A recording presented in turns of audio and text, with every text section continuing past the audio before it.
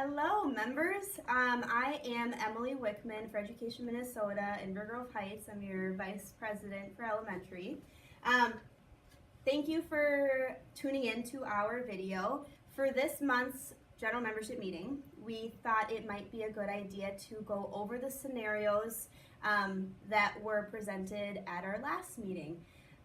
If you don't know what I'm talking about, I sent out an email about a month ago asking if there are any situations that you've ever been in, either with a colleague or with a parent or with a student or with your admin that made you feel uncomfortable, that you didn't know how to respond to. And myself and Lisa Quinlan worked really hard to get some answers for you. So we want to make sure that all of your answers or all of your questions are answered, all of your scenarios, and maybe tuning in this way and submitting a video, you will get what you need. So at the end of this, any feedback would be awesome.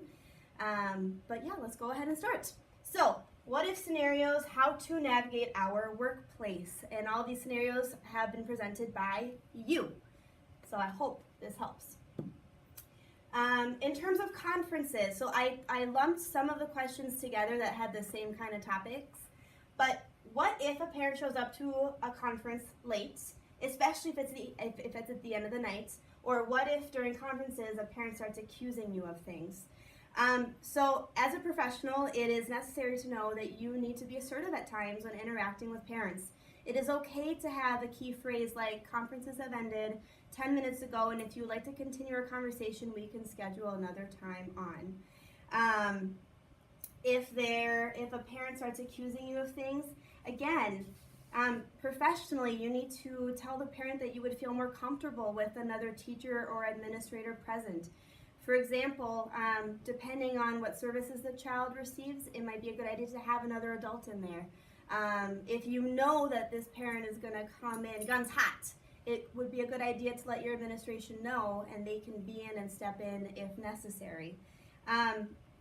You can always have an administrator at any of your conferences. You just need to let them know and tell them why.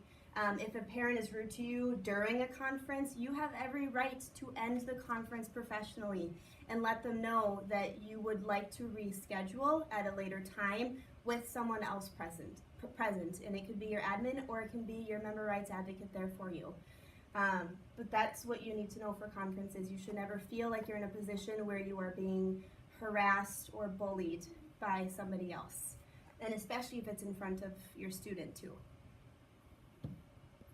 What if there's an issue or situation but there is no administration in the building? So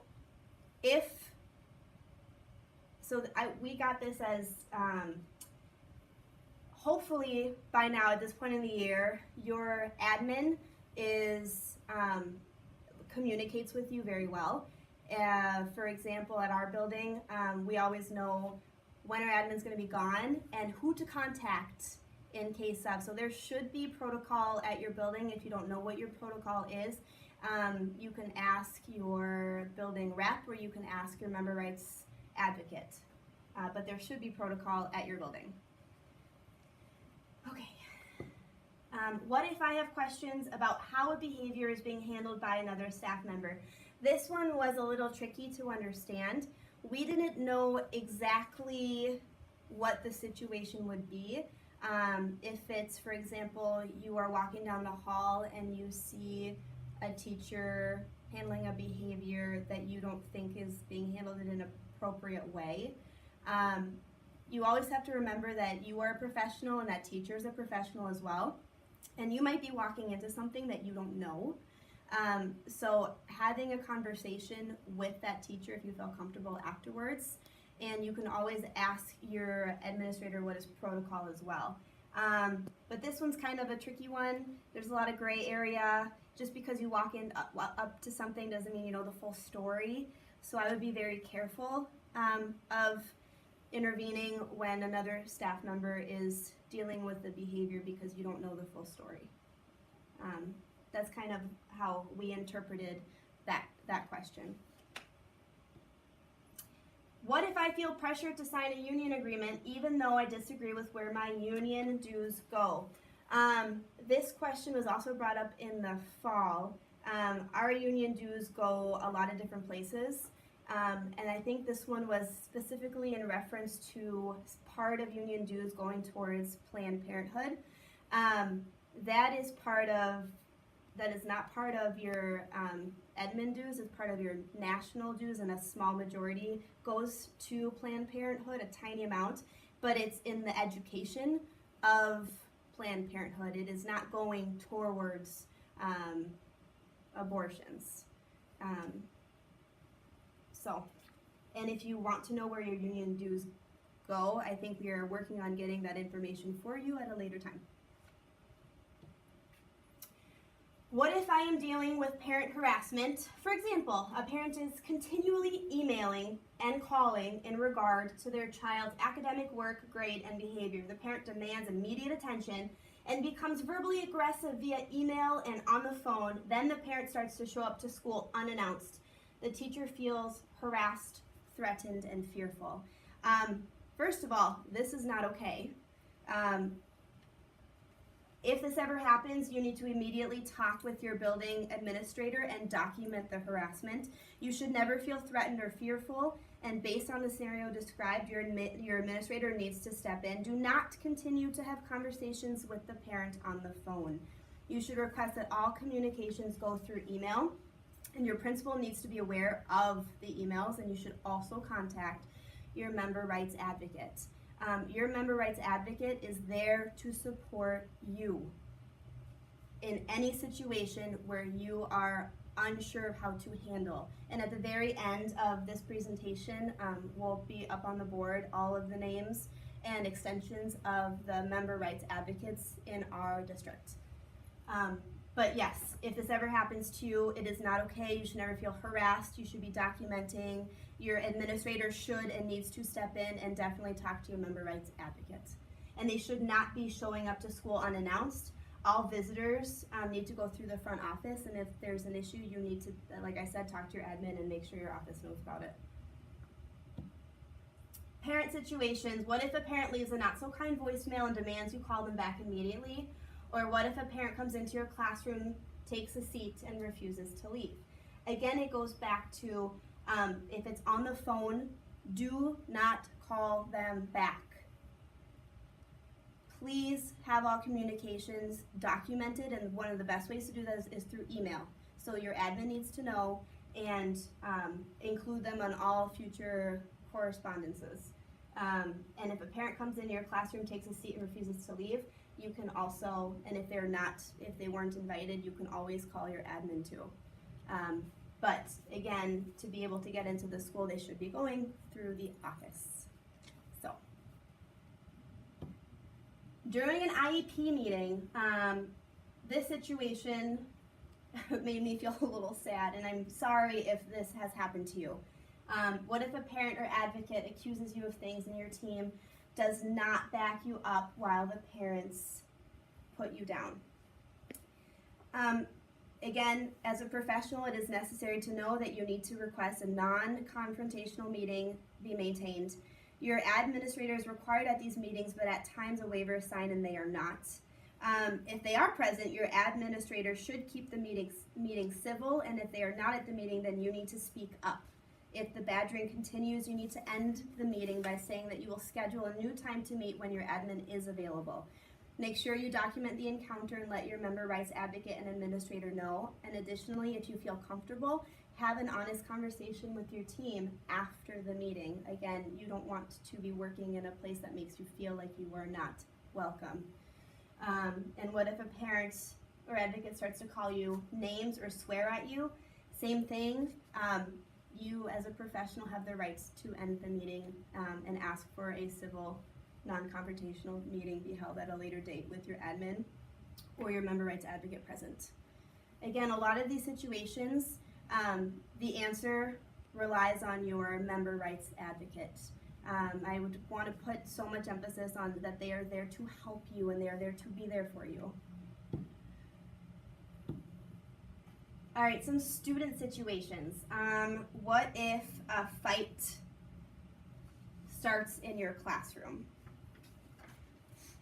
And what if a student hits you? Well, what if If a student hits you, each building does have a 4-digit code to call that will ring all office phones for when assistance is needed ASAP.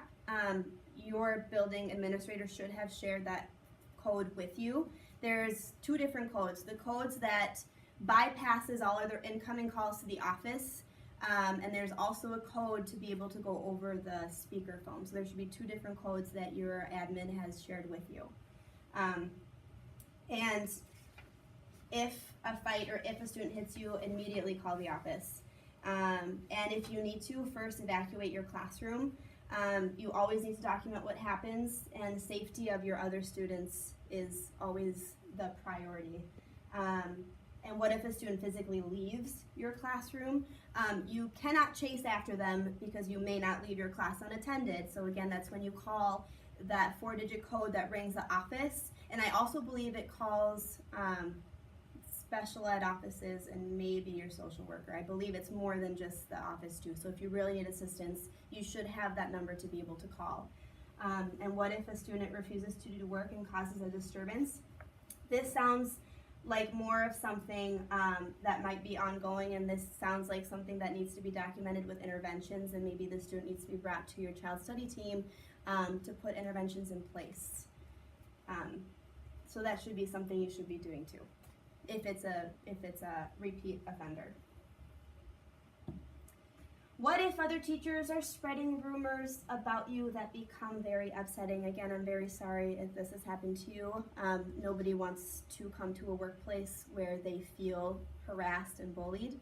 And in this situation, you need to document and talk to your member rights advocates. Again, they are there to help you and to be there for you and to support you when you need it.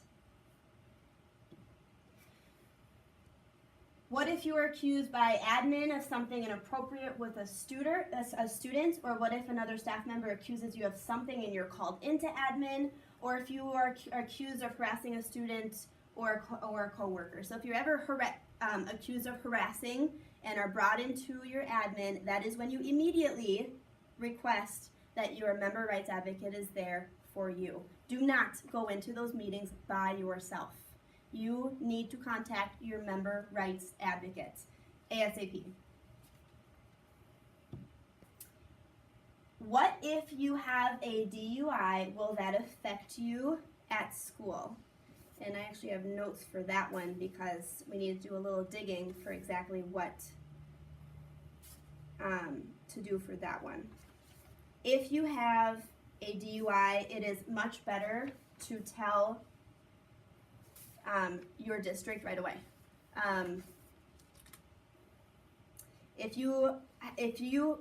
This is important. If you call in sick and miss work because of your DUI, you could face disciplinary action of some kind for using sick leave inappropriately and incorrectly. Even though the DUI happened outside of the workplace, if it affects your work, it could result in some kind of discipline. You need to contact your member rights advocate to work with the district and avoid disciplinary action. So, honesty is the best policy, and tell your district right away. What if an admin yells at you or is rude to you?